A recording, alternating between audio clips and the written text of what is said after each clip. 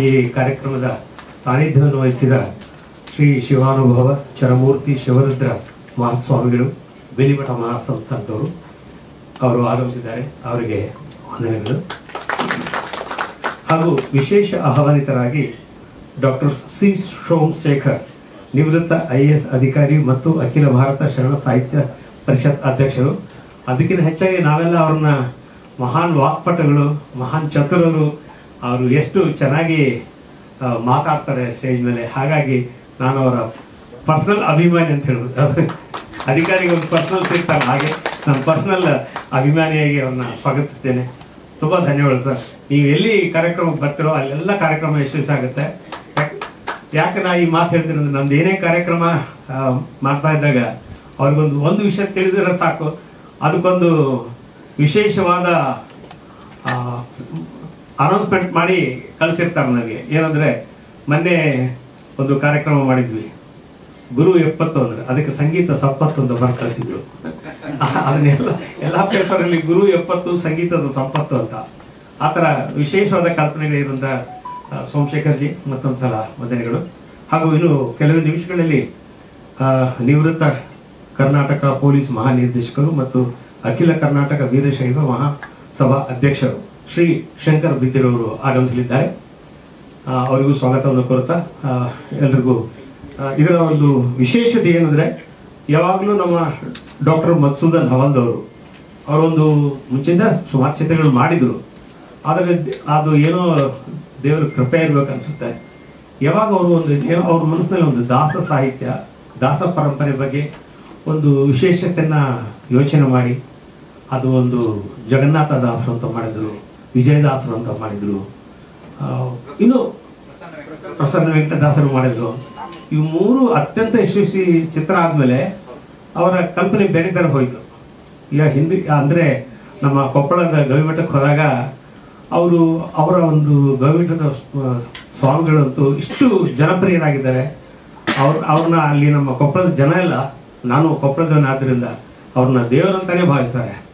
ಅವರು ಒಂದು ಐಡಿಯಾ ಕೊಟ್ಟರಂತೆ ನಮ್ಮ ಇವರಿಗೆ, ಕೆಲವೊಂದು ಶರಣರ ಸಾಹಿತ್ಯದ ಇರುವಂಥದ್ದು ಯಾಕೆ ಮಾಡ್ಬೋದು, ಇವ್ರ ಮನಸ್ಸಿನಲ್ಲಿ ಆಗ್ಲೇ ಇತ್ತು ಬಸವೇಶ್ವರನದೇ ಮಾಡಬೇಕು ಅಂತ ಆಸೆ. ಅಂಥ ದೊಡ್ಡ ನಟರ ಆ ಒಂದು ಪರಿಕಲ್ಪನೆ ಮೊದಲಿಗೆ ಒಂದ್ಸಲ ರಾಜ್ಕುಮಾರ್ ಅವರು ಮಾಡಿದ್ರು, ಅಶೋಕ್ ಅವರು ಮಾಡಿದ್ರು, ಹೀಗೆಲ್ಲ ಇತ್ತು. ಅದಕ್ಕೆ ಈ ಯೋಚನೆ ಮಾಡಿದಾಗ ಮೋಳಿಗೆ ಮಾರಯ್ಯ ಈ ವಿಷಯ ಅವರಿಗೆ ಬಂದಾಗ ಅವರ ಒಂದು ಆಜ್ಞೆಯನ್ನು ಪಡೆದು ಈ ವಿಚಾರವನ್ನ ನಮ್ಮ JM ಪ್ರಹ್ಲಾದ್ ಇದ್ದಾರೆ. ಅವರು ಈ ಎಲ್ಲ ಸಕ್ಸಸ್ಗೆ ಕಾರಣ ಅಂದ್ರೆ JM ಪ್ರಹ್ಲಾದ್. ಸ್ವಲ್ಪ ಜೋರಾಗಿ ಎದ್ದು ನಿಂತಿ ಸರ್, ನೀವು ನೋಡ್ಲಿ, ಎಲ್ಲ ಹೆಸರುಗಳನ್ನ ನೋಡಿರ್ತಾರೆ. ಯಾಕಂದ್ರೆ ನಮ್ಮ ಪ್ರಹ್ಲಾದ್ ಅವರು ಕೂಡ ರಾಷ್ಟ್ರ ಪ್ರಶಸ್ತಿ ವಿಜೇತರು, ರಾಜ್ಯ ಪ್ರಶಸ್ತಿ ವಿಜೇತರು. ಅವರ ಚಿತ್ರಗಳು, ಅನೇಕ ಚಿತ್ರಗಳಿಗೆ ಕಥೆ ಪ್ರತಿಯೊಂದನ್ನು ಮಾಡಿದ್ದಾರೆ. ನಂದೇ ಒಂದು ಕಾದಂಬರಿಯನ್ನ ಈಗ ನಾನು ಒಂದು ಚಿತ್ರ ಮಾಡೋದಕ್ಕೆ ಪ್ರಯತ್ನ ಮಾಡಿದಾಗ ನನಗೆ ತೀಡಿ ಆ ಒಂದು ಕಾದಂಬರಿಯನ್ನ ಮಾಡಿಕೊಟ್ಟವರು JM ಪ್ರಹ್ಲಾದ್ ಅವರು ಆಗಮಿಸಿದ್ದಾರೆ. ಅವ್ರಿಗೂ ಯಾಕಂದ್ರೆ ಈ ವಿಷಯಗಳನ್ನ ಕರೆಕ್ಟಾಗಿ ತಿಳ್ಕೋಬೇಕಾದ್ರೆ ಅದರ ಸಾಹಿತ್ಯ ಆಗಲಿ ಅಥವಾ ಅದರ ಇತಿಹಾಸವಾಗಲಿ ಚೆನ್ನಾಗಿ ಗೊತ್ತಿದ್ದಾಗ ಮಾತ್ರ ಯಾರಿಗೂ ಒಂದೇ ಒಂದು ಡೌಟ್ ಬರದಂತೆ ಅಥವಾ ಕಾಂಟ್ರವರ್ಸಿ ಬರಲಾರ್ದ ಹಾಗೆ ಮಾಡೋದು ಅದೊಂದು ಕಲೆ. ಅದನ್ನ ವಿಶೇಷವಾಗಿ ತಿಳಿಸೋದಂದ್ರೆ ನಮ್ಮ ಪ್ರಹ್ಲಾದ್ ಅವರು. ಅವ್ರ ಹಿಂದೆ ಯಾವಾಗಲೂ ಇದ್ದೇ ಇರ್ತಾರೆ ಮಧುಸೂದನ್ ಅವ್ರ ಹಿಂದೆ. ಮಧುಸೂದನ್ ಅವರು ಈ ಸಲ ಬರೀ ಡೈರೆಕ್ಷನ್ ಅಲ್ಲದೇನೆ ಮಾತಾಮಜ ಮೂವೀಸ್ನಲ್ಲಿ ಈ ಬಾರಿ ಪ್ರಥಮ ಬಾರಿಗೆ ಪರಿಕಲ್ಪನೆ ಅಂತ ಯಾವಾಗಲೂ ಮಾಡ್ತಾನೆ ಇರ್ತಾರೆ. ಪರಿಕಲ್ಪನೆ, ಸಂಗೀತ ಮತ್ತು ಸಾಹಿತ್ಯದಲ್ಲಿ ಕೂಡ ಕೆಲವು ಗೀತೆಗಳನ್ನ ರಚಿಸಿ ಈ ಚಿತ್ರದ ತಯಾರನ್ನು ಮಾಡಿದ್ದಾರೆ. ಈಗ ಅದರ ಹಾಡುಗಳನ್ನ ಮೊದಲಿಗೆ ಕೇಳೋಣ. ನಂತರ ಸೋಮಶೇಖರ್ ಜಿ ಅವರ ಸವಿನುಡಿಗಳನ್ನ ಕೇಳೋಣ. ಸ್ವಾಮೀಜಿಯವರ ಆಶೀರ್ವಾದವನ್ನು ಪಡೆಯೋಣ.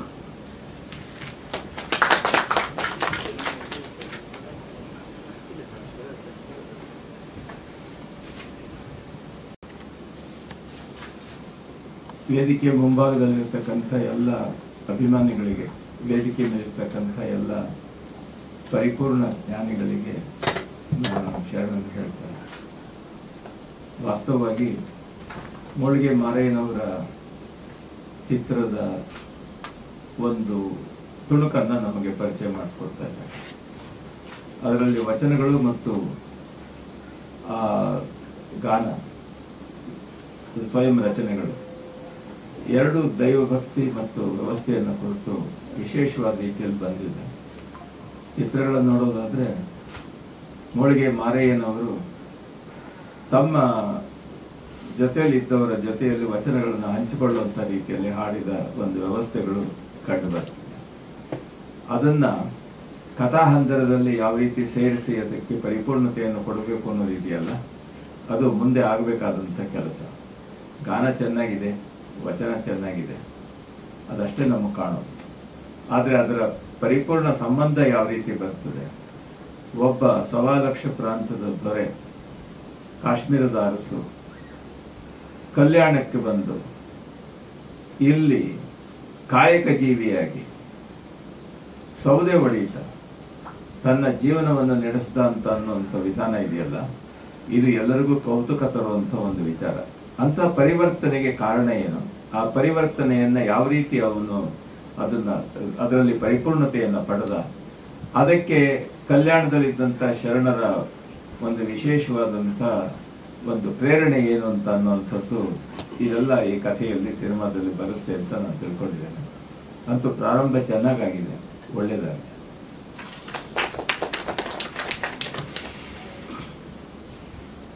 ಡಾಕ್ಟರ್ ಸಿ ಸೋಮಶೇಖರ್ ಅವರು ಮಾತಾಡಬೇಕು.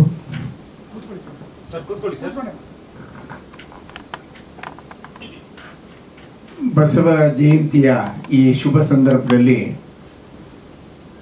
ಒಬ್ಬ ಮಹಾನ್ ಶರಣ ಮೋಳಿಗೆ ಮಾರಯ್ಯನವರ ಚಿತ್ರದ ಸಂಗೀತದ ಪರಿಕಲ್ಪನೆಯನ್ನ ನಾವು ಇಲ್ಲಿ ಆನಂದಿಸಿದ್ದೇವೆ.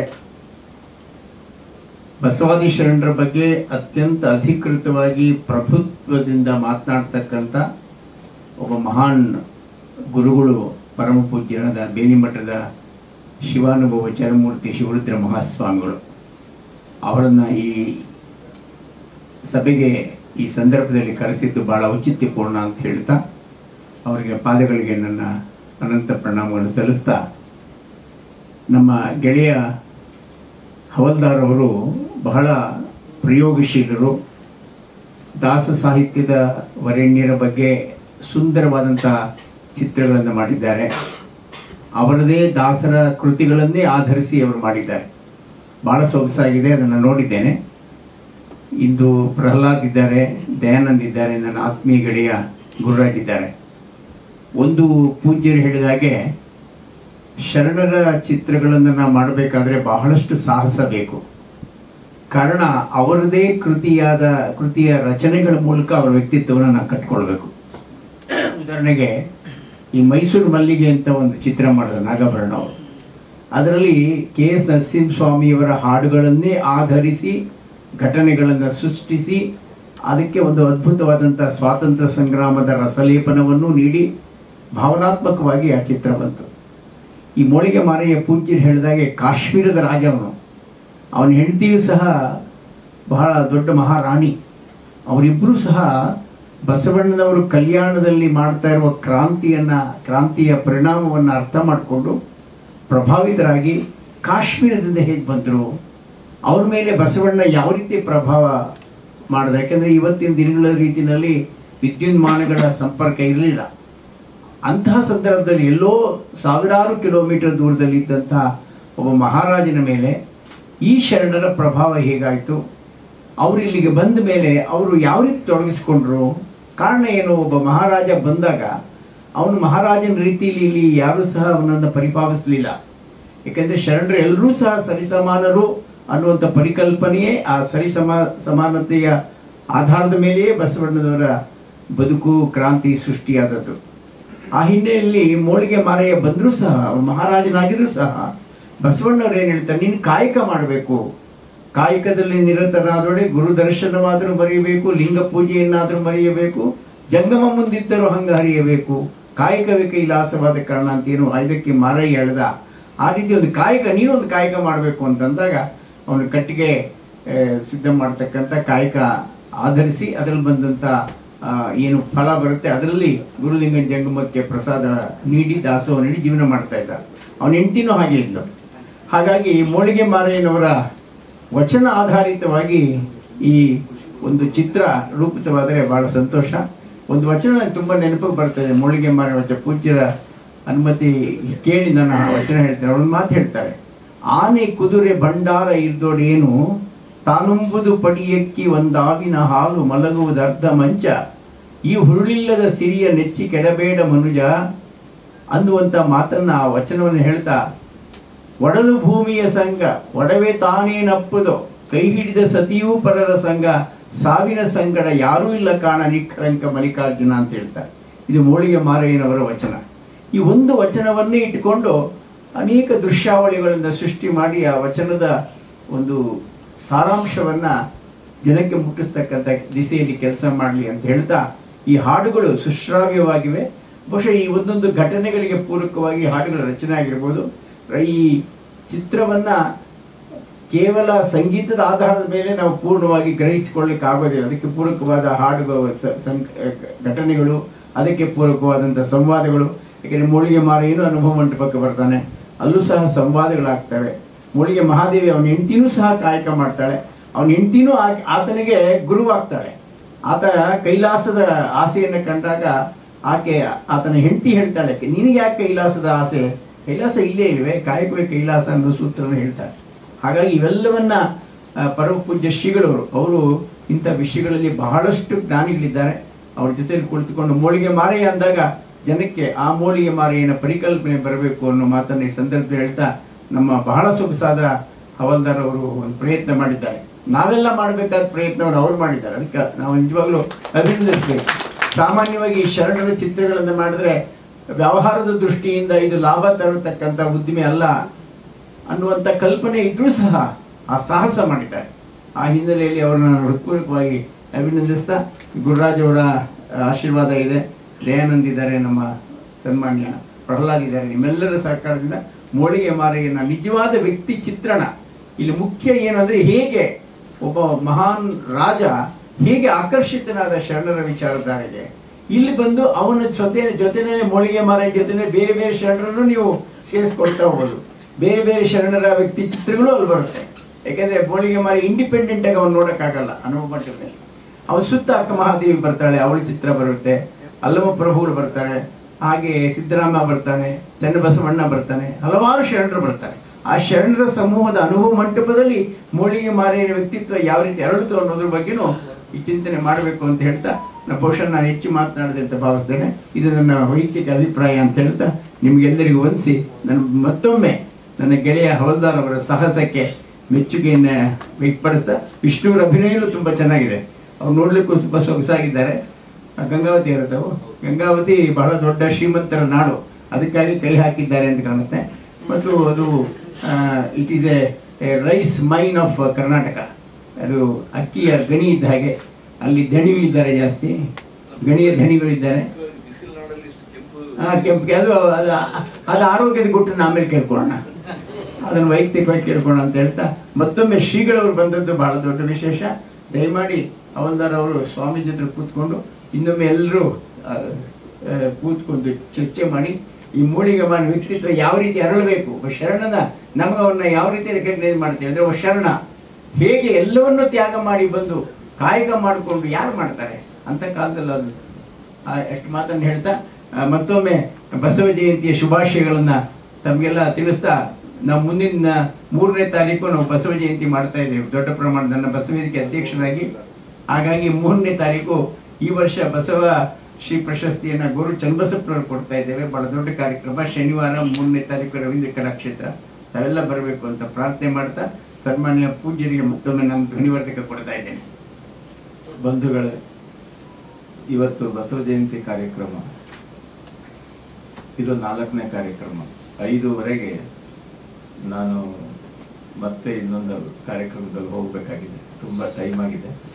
ಮತ್ತು 3:33 ಪ್ರಾರಂಭ ಮಾಡ್ತೀನಿ ಅಂತ ಹೇಳಿದ್ರು. ಅಷ್ಟೊತ್ತಿಗೆ ಮಾಡಿದ್ರೆ ಆರಾಮಾಗಿ ಹೋಗೋದಕ್ಕೆ ಅವಕಾಶ ಆಗ್ತಿತ್ತು.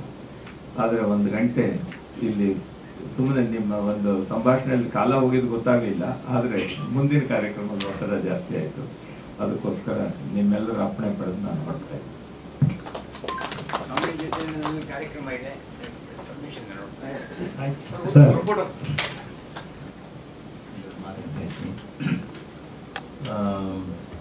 ಮೂಳಿಗೆ ಮಾರಯ್ಯ ಬಸವಣ್ಣವರ ಸಮಕಾಲೀನರ ಶರಣರಲ್ಲಿ ಒಬ್ಬರು.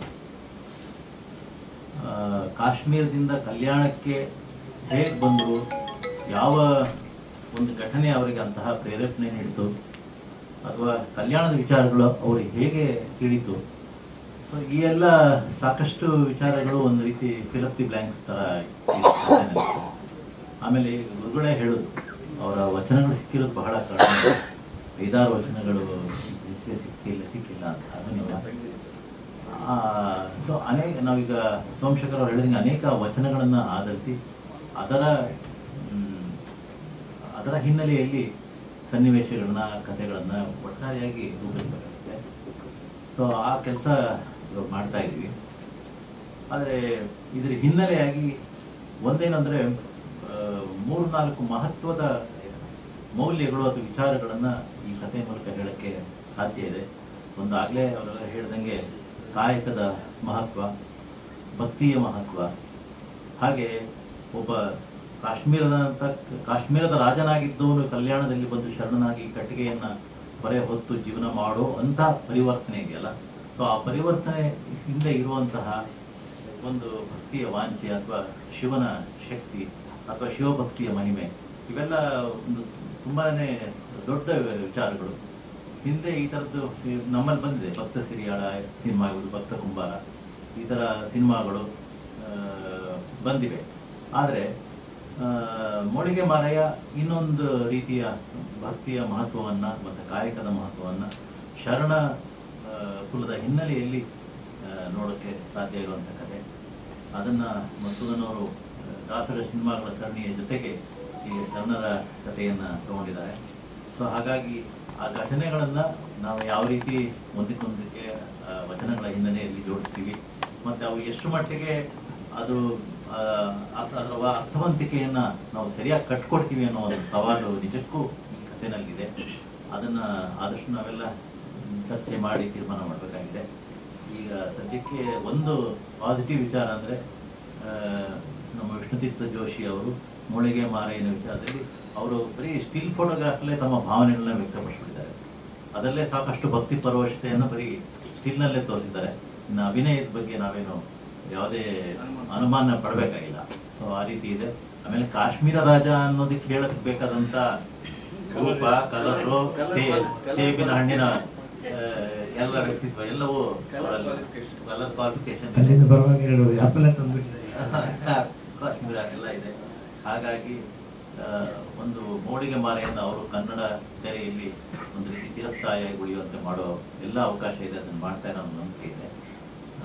ಜೊತೆಗೆ ಗುರು ಅವರು ಇದ್ದಾರೆ, ಎಲ್ಲ ಇದ್ದಾರೆ. ಸಂಗೀತದ ಎಲ್ಲ ಸಾರಥ್ಯ ಸಹಕಾರಗಳು ಸಿಗುತ್ತೆ. ಹೀಗಾಗಿ ಒಂದು ಒಳ್ಳೆ ಬಹಳ ದಿನಗಳ ನಂತರ ಒಂದು ಶರಣರ ಕುರಿತಂಥ ಒಂದು ಒಳ್ಳೆ ಚಿತ್ರವನ್ನು ನಾವೆಲ್ಲ ಸೇರಿ ಮಾಡ್ತೀವಿ ಅಂತ ಹೇಳಿ ನಿಮಗೆ ನಾನು ಇದಾದ ನಂತರ ಚಿತ್ರದ ನಾಯಕ ನಟ ಹೀರೋ ವಿಷ್ಣು ಜೋಶಿ ಅವರು ಮಾತನಾಡ್ತಾರೆ.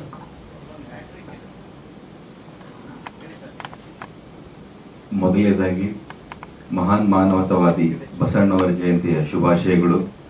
ಈಗ ತಾನೇ ತೆರಳಿದ ಪರಮ ಪೂಜ್ಯರಿಗೆ ನಮಸ್ಕರಿಸುತ್ತಾ ಮತ್ತು ಸೋಮಶೇಖರ್ ಸರ್ ಅವರೇ ಮತ್ತು ನನ್ನ ಕನ್ನಡ ಚಿತ್ರರಂಗಕ್ಕೆ ಪರಿಚಯಿಸಿದ ನನ್ನ ಗುರುಗಳು ಮಧುಸೂದನ್ ಹವಾಲ್ದಾರ್ ಸರ್ ಅವರೇ ಮತ್ತು JM ಪ್ರಹ್ಲಾದ್ ಅವ್ರ ಸರ್ ಅವರೇ, ದಯಾನಂದ್ ಅವರೇ, ಸರ್ ಗುರು ಸರ್ ಅವರೇ, ನಾ ಯಾವಾಗಲೂ ಗುರು ಸರ್ ಅನ್ನೋದು. ಮೊದಲನೇದಾಗಿ ಸರ್ ಹೇಳಿದರು ಹ್ಯಾಟ್ರಿಕ್ ಅನ್ನೋ ಒಂದು ಪದ ಇದೆ ಅಂತ. ಮೊದಲನೇ ಚಿತ್ರಕ್ಕೆ ನನ್ನ ಪರಿಚಯಿಸಿದಾಗ ವೆಂಕಟರಮಣನ ಪಾತ್ರದಲ್ಲಿ ಶ್ರೀ ಜಗನ್ನಾಥ ದಾಸರಲ್ಲಿ ಇಂಟ್ರಡಕ್ಷನ್ ಮಾಡಿದ್ದು ಮಧುಸೂದನ್ ಹವಾಲ್ದಾರ್ ಅವರು. ಮತ್ತೆ ಮುಂದುವರೆದು ಎರಡನೇ ಪ್ರಸನ್ನ ವೆಂಕಟದಾಸರು ಚಿತ್ರದಲ್ಲಿ ಮತ್ತೆ ವೆಂಕಟರಮಣನಾಗಿ ಪರಿಚಯಿಸಿದ್ರು. ಮತ್ತು ಮೂರನೇ ಸಿನಿಮಾದಲ್ಲಿ ವಿಜಯದಾಸರು ಸಿನಿಮಾದಲ್ಲಿ ಮತ್ತೆ ವೆಂಕಟರಮಣನಾಗಿ. ಹಾಗಾಗಿ ಸರ್ ಹೇಳ್ದಂಗೆ ಹ್ಯಾಟ್ರಿಕ್ ವೆಂಕಟ್ ಅಂತಂದು ನೆನಪು ಮಾಡಿದ್ರು. Sir thank you sir. ಹೀಗೆ ನನ್ನ ಚಿತ್ರರಂಗದ ಪಯಣ ಶುರು ಆಯಿತು. ಹಾಗೆ ಈ ಅವಕಾಶವನ್ನ ನನ್ನ ಮೇಲೆ ನಂಬಿಕೆ ಇಟ್ಟು ಕೊಟ್ಟ ಮಧುಸೂದನ್ ಹವಾಲ್ದಾರ್ ಅವರು ಅದನ್ನು ಅವರೇ ನಿಭಾಯಿಸ್ಬೇಕಂತ ನಾನು ಇದರಲ್ಲಿ ಕೇಳ್ಕೊತೀನಿ. ನನ್ನ ಪ್ರಾಮಾಣಿಕ ಪ್ರಯತ್ನವನ್ನು ಮಾಡ್ತೀನಿ. ಹಾಗಾಗಿ ಎಲ್ಲ ಮಾಧ್ಯಮ ಮಿತ್ರರು ಈ ಚಿತ್ರದ ಗೆಲುವಿಗಾಗಿ ಮತ್ತು ಪ್ರೇಕ್ಷಕರು ಮತ್ತು ನನ್ನ ಎಲ್ಲ ಸನ್ಮಿತ್ರರು ನಮ್ಮ ಜೊತೆ ಇದ್ದಾರಂತ ನಾನು ತಿಳಿದು ಶರಣ ಸಾಹಿತ್ಯ ಉಳಿಯಲಿ, ಶರಣ ಸಾಹಿತ್ಯ ಬೆಳಗಲಿ, ಶರಣ ಸಾಹಿತ್ಯ ಮೆರೆಯಲಿ, ಹಾಗೆ ಕನ್ನಡ ಚಿತ್ರ ಉಳಿಯಲಿ, ಕನ್ನಡ ಚಿತ್ರ ಬೆಳೆಯಲಿ, ಕನ್ನಡ ಚಿತ್ರ ಪ್ರಪಂಚಾದ್ಯಂತ ನಿಲ್ಲಲಿ ಅಂತ ಹೇಳ್ತೀಯ. ಎಲ್ಲರಿಗೂ ವಂದಿಸುತ್ತಾ ನಮಸ್ಕಾರ. ಗ್ರೇಟ್ ಹ್ಯಾಟ್ರಿಕ್ ವೆಂಕಟ್ ಅವರೇ, ತುಂಬ ಮುದ್ದಾದ ಮಾತನ್ನ ಹೇಳಿದ್ರಿ. ಈಗ ದಯಾನಂದ್ VFX ದಯಾನಂದ್ ಅವರು ಮಾತಾಡ್ತಾರೆ. ಎಲ್ರಿಗೂ ನಮಸ್ಕಾರ. ಸೊ ನಾನು ಒಂದು 5 ವರ್ಷದಿಂದ ಸರ್ ಜೊತೆ ನನ್ನ ಜರ್ನಿ ಕ್ಯಾರಿ ಮಾಡಿದ್ದೀನಿ. ಸೊ ಅದು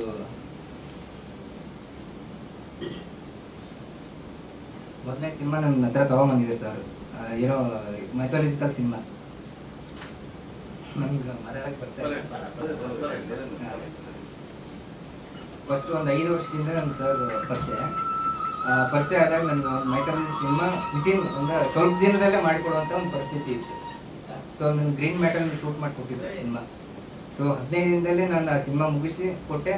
ಬಟ್ ಆ ಸಿನಿಮಾ ತುಂಬ ಅತ್ಯುತ್ತಮ ವಿಮರ್ಶೆನೂ ಬಂತು, ಒಳ್ಳೆ ಸಕ್ಸಸ್ಸು ಸಿಕ್ತು ಆ ಸಿನಿಮಾ. ಜಗನ್ನಾಥ್ ದಾಸ್ ಆ ಸಿನಿಮಾ.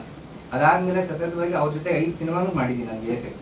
ಸೊ ವಿಭಿನ್ನವಾಗಿ ಅಂದರೆ ಈ ಸಿನಿಮಾ ನನಗೆ ಒಂದು ಲಿರಿಕಲ್ ಅಂದರೆ ಅವಾಗ ಸರ್ ನನಗೆ ಯಾವಾಗಲೂ ಒಂದು ಡಿಫ್ರೆಂಟ್ ಆಗಿ ಕಾನ್ಸೆಪ್ಟ್ ತೊಗೊಂಡ್ಬರ್ತಾ ಇರ್ತಾರೆ ಅಂತ, ಏನೋ ಟ್ರೈ ಮಾಡೋಣ ಅಂತ. ಸೊ ಅದರಲ್ಲಿ ಇದು ಒಂದು ಡಿಫ್ರೆಂಟ್ ಆಗಿರುವಂಥ ಕಾನ್ಸೆಪ್ಟು. ಸೊ ಈ ಕಾನ್ಸೆಪ್ಟಲ್ಲಿ ನಾನು ಸ್ವಲ್ಪ AI ಅದೆಲ್ಲ ಯೂಸ್ ಮಾಡಿದ್ದೀನಿ. ಸೊ ಯಾಕಂದ್ರೆ ಸ್ಟಿಲ್ಸ್ ತುಂಬ ಚೆನ್ನಾಗಿ ಕೊಟ್ಟರು ನಾರಾಯಣ್ ಸರ್ ನಮಗೆ.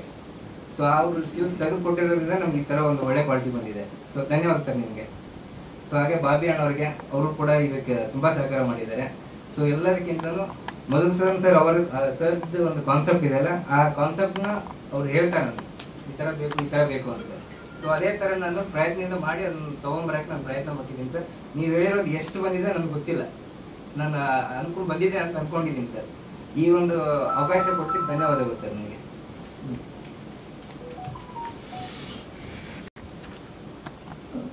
ಎಲ್ಲರೂ ಮಾತಾಡಿದ್ದಾರೆ, ಹೆಚ್ಚು ನಾನೇ ಮಾತಾಡೋದಿಲ್ಲ.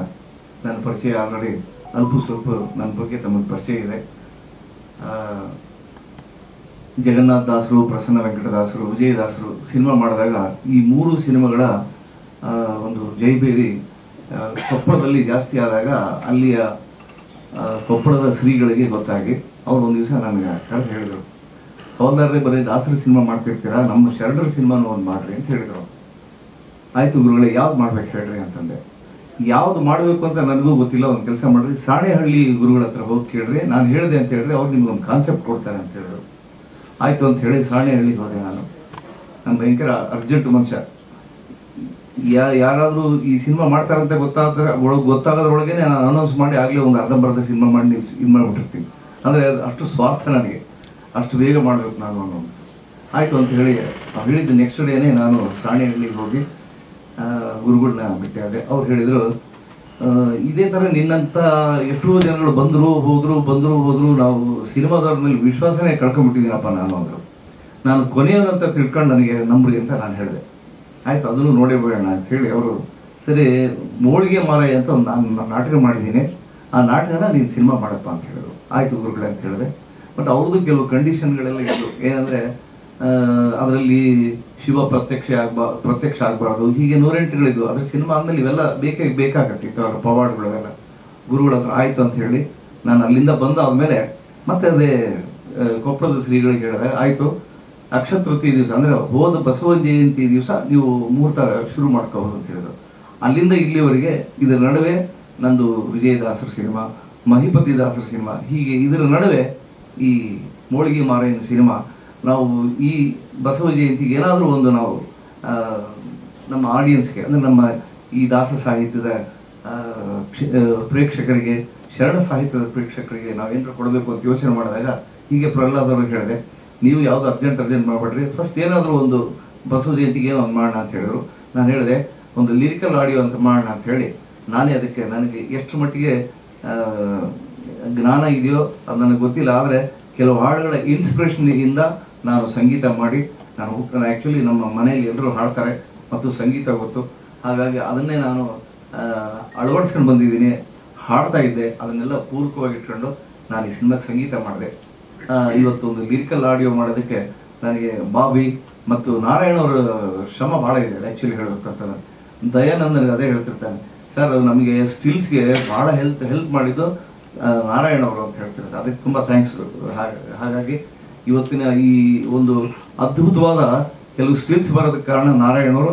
ಅದಕ್ಕಿಂತ ಹೆಚ್ಚಿನ ಕೆಲಸ ನಮ್ಮ ದಯಾನಂದ್ ಮಾಡಿದ್ದಾನೆ. ಅವ್ರಿಗೆ ಅವಾಗ ನಾನು ಹೋಗಿ ಹೇಳ್ತಿದ್ದೆ, ನಿಮಗೆ ಬಂದು ಏನು ಮಾಡಿದ್ರಿ ಅಂತ ನಾನು ನಿಮಗೆ ತೊಂದರೆ ಮಾಡೋದಿಲ್ಲ, ನಿಮಗೆ ತುಂಬ ಫ್ರೀಡಮ್ ಕೊಟ್ಟಿದ್ದೀನಿ, ನೀವೇನಾದರೂ ಹೆಚ್ಚು ಕಡಿಮೆ ಅನಿಸಿದ್ರೆ ಮಾತ್ರ ನನಗೆ ಗೊತ್ತಾಗಿದ್ದೆ. ಯಾರಿಗಾದ್ರೂ ಅಷ್ಟೇನೆ ಸಿನಿಮಾ ನೋಡಿ ಆದ್ಮೇಲೆ ಅಯ್ಯೋ ಹೀಗಿತ್ತಲ್ಲ ಮಾಡಿದ್ರೆ ಚೆನ್ನಾಗಿತ್ತಲ್ಲ ಅಂತ ಹೇಳ್ತಾರೆ. ಅವಾಗ ಕರೆಕ್ಷನ್ ಮಾಡೋದಕ್ಕೆ ನಮಗೊಂದು ಆಸ್ಪದ ಇರುತ್ತೆ. ಹಾಗಾಗಿ ಆದರೆ ಅದಕ್ಕೆ ಎಲ್ಲೂ ಅವರು ನಮ್ಗೆ ಅವಕಾಶ ಕೊಡಲಾರದೆ ಅದ್ಭುತವಾಗಿ ಮಾಡಿದ್ದಾರೆ.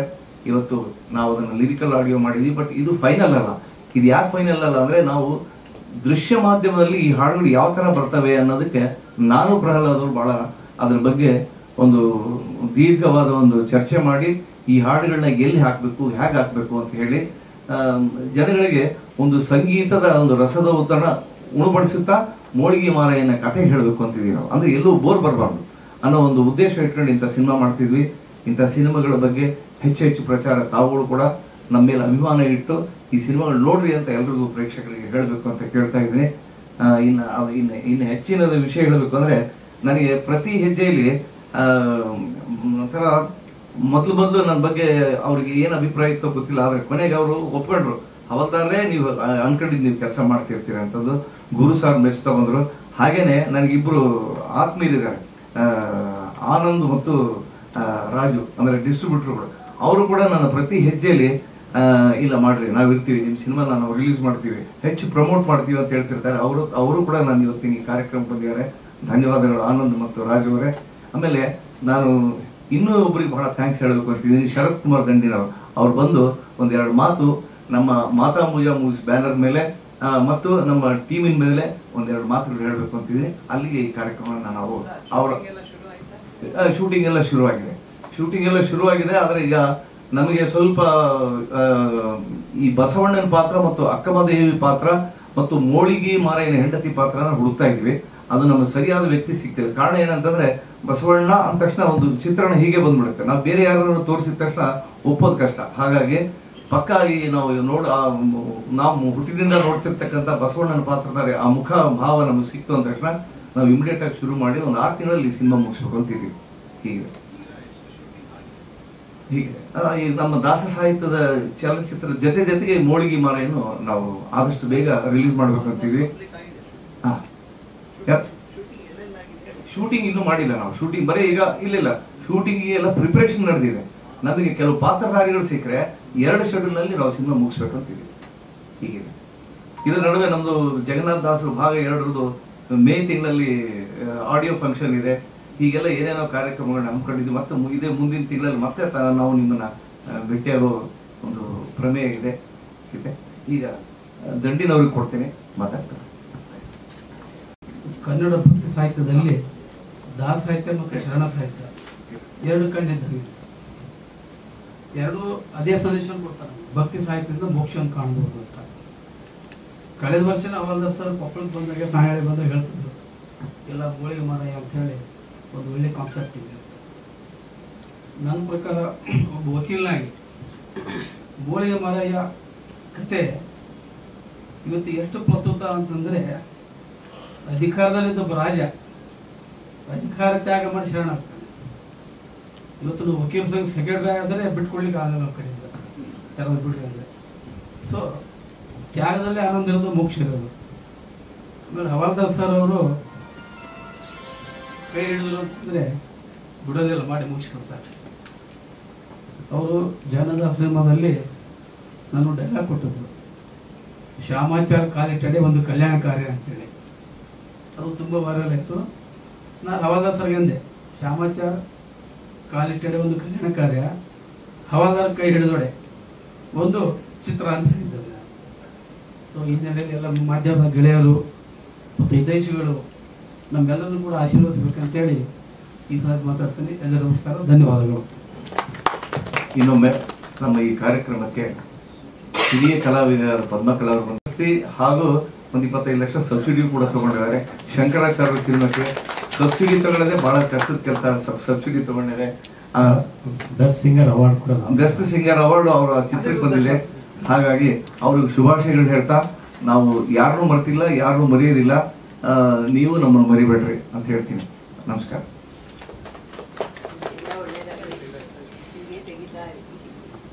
ಬನ್ನಿ ಮೇಡಮ್, ಬನ್ನಿ ಮೇಡಮ್, ನೀವು Please, ಬನ್ನಿ, ಬನ್ನಿ. ಬನ್ನಿ ಬನ್ನಿ ಬನ್ನಿ ಬನ್ನಿ. ಕೊಟ್ಟಾಗಿ ನಾವೇನೇ ಹೇಳಿದ್ರು ಯಾರು ಮೆಚ್ಕೊಡಲ್ಲ. ಹಾಗಾಗಿ ಪೇಪರ್ನಲ್ಲಿ ಬರ್ತಾ ಇದ್ರೆ ನೋಡ್ತಾನೆ ಜನರಿಗೆ ಇದು ಒಂದೇನೋ ಮನಸ್ಸಲ್ಲಿ ಏನಿದೆ ನೋಡೋಣ ಅಂತ ಒಂದು ಪ್ರಯತ್ನ ಮಾಡಕ್ಕೆ ಮನ್ಸಾಗುತ್ತೆ.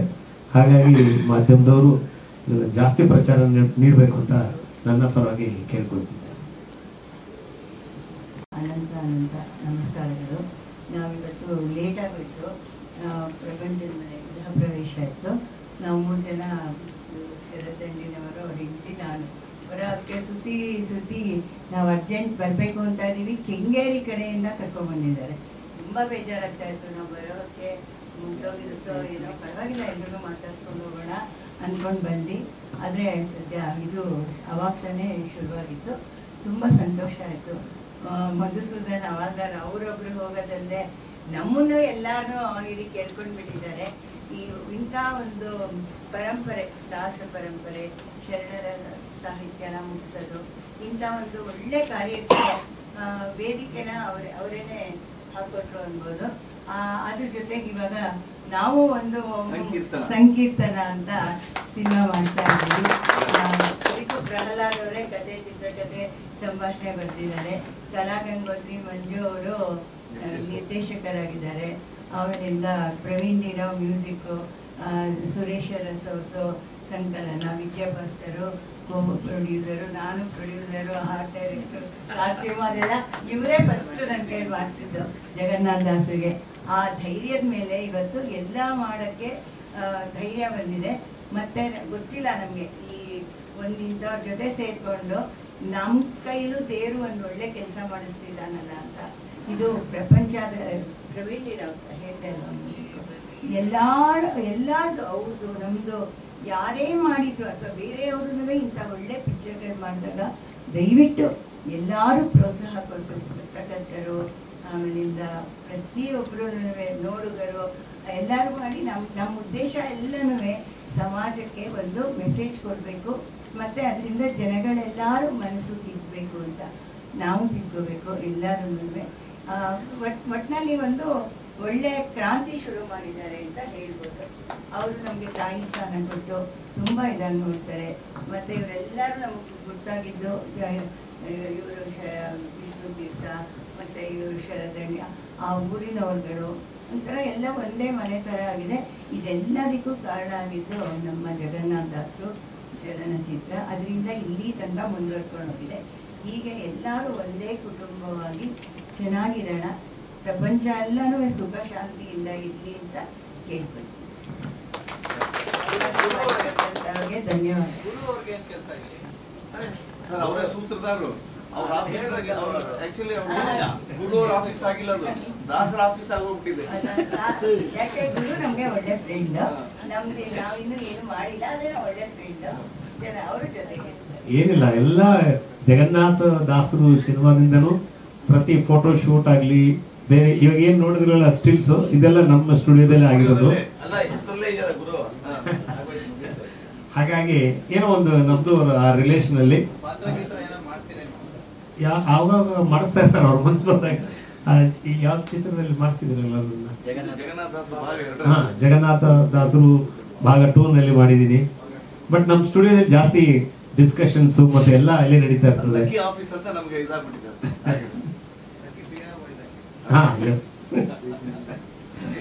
ತುಂಬ ಸಪೋರ್ಟ್ ಮಾಡ್ತಾರೆ. ಒಂದು ಒಳ್ಳೆ ಸಿನಿಮಾ ಮಾಡಲಿ ಅಂತ ಹೇಳ್ಕೊಡ್ತೀನಿ. Thank you. ನೆಕ್ಸ್ಟ್ ನಿರ್ದೇಶನಕ್ಕೆ ಅವಕಾಶ ಕೊಡ್ತಾರೆ, ಅದಕ್ಕೆ ಹೇಳಿದ್ರು ಮಾತಾಡಿ.